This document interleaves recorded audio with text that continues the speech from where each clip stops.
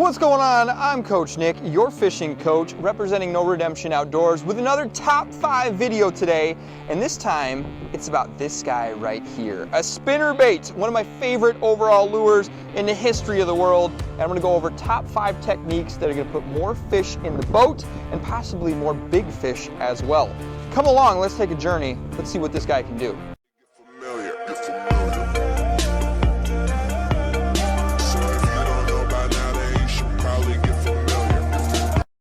There you have it. That's the third cast and our first fish. If you don't use a spinnerbait, you're not doing something right because it's a flat out fish catcher. I've caught so many from these little guys here up to big old 7-pounders on the spinnerbait. I'm gonna share with you my biggest hacks, my biggest tips to really dial in that spinnerbait to put more fish in your hands. Before we throw our first cast, let's talk about the spinnerbait itself. I'll be honest with you, the first time I saw this, back when I was just a wee little fisherman, I looked at it and I said, there's no way in the world this guy's gonna catch anything. It's a bunch of metal, it's a bunch of silicone hanging off. It doesn't really look that much like anything that I've ever seen underwater. But I was going about the thought of this all wrong. I was thinking about it as trying to resemble something like an individual bait fish or like a bluegill or something of that nature. And the truth is, it's a lot of bait fish. That's what it's meant to resemble, a school of small bait.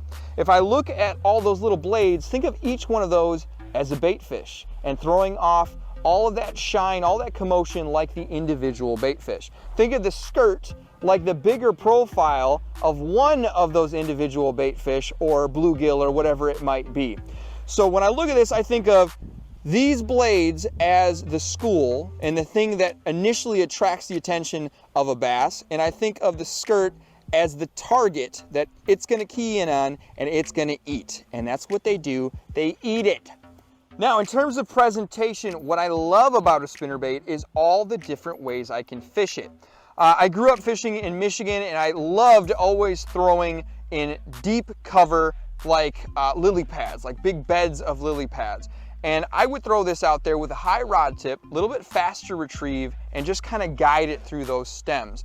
And because of that guy right there, that little arm, it keeps it pretty weedless and you're not as likely to get hung up that often. I'll throw it out there, I'll retrieve it nice and slow, I'll dance it through, and big strikes come that way.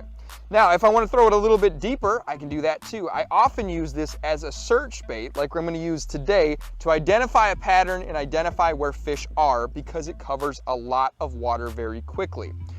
Now, I can also adjust on this guy where in the water column I'm going to fish it, and there's a few ways I can do that.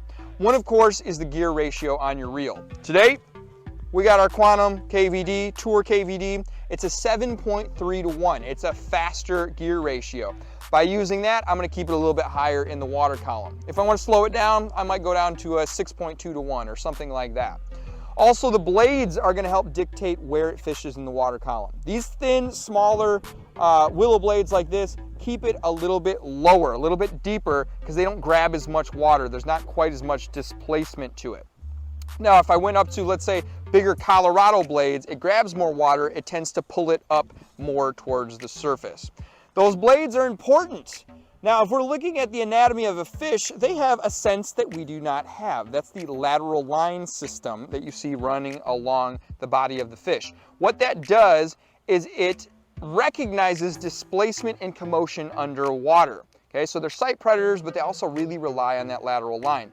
Those blades underwater create a lot of commotion, a lot of displacement of water, and that's what attracts strikes, especially when the water's a little bit dingy, a little bit cloudy like it is today with the wind that we have. Speaking of water clarity, we're also going to change our blades according to water clarity. Now, normally this little lake is pretty clear, but today we got quite a bit of wind, so if I was really trying to target a lot of big fish today, I would be going to a bigger blade. This just happens to be what I grabbed out of the box first thing, but those bigger Colorado blades are going to throw out more commotion. It's going to be a little easier for them to find in this dingier water. If I'm going on a more calm day with clearer water, that's when I'm going to go for something like this with those smaller blades and a brighter color that's really going to shine in those sunny, clear water conditions. Yet another way we can control depth is the weight of an individual spinnerbait. So this one, it's fairly heavy. I'm guessing it's about a ½ ounce. Okay, I don't recall exactly, but I have ones that are a little bit heavier than that. I have ones that are a little bit lighter than that. And of course, because this guy sinks,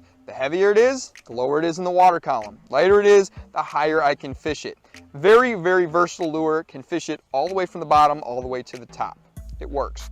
All right, so we covered a lot when it comes to the spinnerbait already. We've identified the fact that it looks like a school of bait fish. They key in on the skirt on the bottom of it here. We can adjust where it is in the water column. It's very versatile depending on conditions. But what are the hacks that are gonna make this easier to fish and more effective to fish? We got 5 of them. Let's start with number 5. Number 5. You like short skirts? Me too. A lot of guys do. The reality is though, there's all different types of skirts when we're talking about spinnerbaits, and that is important. If we're looking at this guy right here, that's a Bass Pro Shops laser eye spinnerbait. Look how long that skirt is. It starts out wide, it tapers down, but it's very long. This guy's got a trailer hook and it's actually covered by the skirt itself. Now, compare that to this guy right here. I put a custom skirt on there, something I just got real cheap off of Amazon, but it's much, much shorter. Look at the difference, okay? It's almost twice as long on that laser eye. Now, why is that important? Well, if I'm fishing with that longer skirt, oftentimes I'll get short strikes, okay? A fish looks at it and says, well, I'm just gonna bite the back of this, get a little bit of it in my mouth, and quite frankly, it doesn't always result in that hookup ratio or that land ratio, which isn't good. So if I'm getting short strikes, I'm gonna opt for the shorter skirt. I switch it out. Again, you can find these skirt replacements on Amazon at Bass Pro Shops, but that little bit smaller profile means they might get a little more of it when they come up and engulf the base of that lure. Try that. That's number 5 on the countdown. Number 4. Number 4 on our list of fishing hacks corresponds again to the skirt, but this time it's the type of skirt. Now, if you look real close here, the base of that skirt is this little plastic piece right here, and each one of these fibers is molded into that plastic piece. And this is a custom skirt that I added. It was not the original. I took the original off. The original had a little O-ring that held on the skirt and just wrapped around it. It wasn't one piece. The problem is, when we fish one of those, so often after, let's say, a year or maybe even 6 months, you get dry rot, especially out there in the sun, and that dry rot means the O-ring falls apart. If it falls apart, all the pieces of the skirt fall apart, you take it out of your box, and you just got a pile of nothingness that you can't throw, and that's a bummer for everybody. So my big suggestion is change it out. Get the ones with that molded plastic. They seem to last a lot longer, and I haven't had any fall off on the hook set either. And what I'll do oftentimes too is I'll take a little bit of crazy glue, put that on the base, the keeper, and then slide it up. Now it's really not going anywhere. It's gonna make sure I have a little bit more longevity than one of my favorite lures, this guy right here. Number 3. Number 3, and this corresponds to a little guy, little addition, which is that guy right there. That's a trailer hook, and this one is swinging freely on the main hook. All it is a little piece of rubber right here, a hook with a large eye that fits over the main hook, and you get a kit of these for very cheap, again off of Amazon or Bass Pro Shops website. You get a bunch of them, and I highly recommend throwing a bunch on the spinnerbaits that you have. Now, I like that swinging freely as opposed to the ones that are meant to stick straight out for a couple reasons. One, if it swings freely, no matter what that lure is doing, that hook is gonna be straight back behind the lure because of the fact that the water being drawn over it pulls it back straight. The other thing I like is it takes away some of the leverage of the fish. If a fish, like a bass, jumps and throws his head around, if it's stuck on there, it gives it a lot of leverage to toss that thing around. If it swings freely, he can shake all he wants. It's not the easiest thing to throw that hook. Now, the importance of the trailer hook is simple. It really improves your hookup to landing ratio. I got a better chance if I get 2 hooks in a bass's mouth than just simply the one.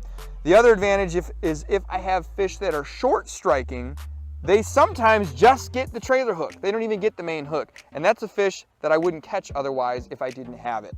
Trailer hooks are important. Make sure you put one on your spinner baits. I highly, highly recommend it. Number 2. Number 2, and we're looking at those little shiny pieces right there, kind of look like some lovely earrings. Those are the blades on your lure, and it's important to make sure you have the right type of blade, and they're easy to change out. All it is a little bit of swivel right here, and on the front as well, that little clevis that you can take off, and you can change what type of blades you have. Why are the blades so important? Well, because you need to match the forage for one thing. If I know there's bait fish in here that are a little bit bigger, think of like a big shad, for example, I don't want tiny little willow blades. I might want something bigger like a Colorado blade. You can change the color too. Sometimes I'm going with these silver blades, sometimes I'm going with a gold blade, depending on, again, the shine that comes off the forage where I'm fishing. Also, depending on where I want to be in the water column. If I want to be higher in the water column, maybe I want to throw a little bit more displacement, I go with thicker blades. If I want to go a little faster or a little deeper or a little bit closer to the bottom, I'm going to throw something like these willow blades right here. Easy to adjust. Don't always just fish it stock. Make those little adjustments like changing the blades. It's going to help you a lot. Number 1. Number 1, and if you learn nothing else today from this video, pay attention to this tip right here, and it corresponds to the way I retrieve this lure. Oftentimes we think of a spinnerbait as a simple lure where you cast it out and you reel it back in. Sometimes that's the case, sometimes that's true, but it depends on the pattern and the circumstances you're fishing. More often than not, I want to add some action to this lure, and I'm going to show you what I mean right now. So if I cast out, okay, I'm going to let it hit the surface, I might let it sink a couple seconds to the bottom, then I'm going to give one big jerk of the rod tip. That makes sure everything's running true, everything's lined up, and I can feel the resistance of those blades underwater.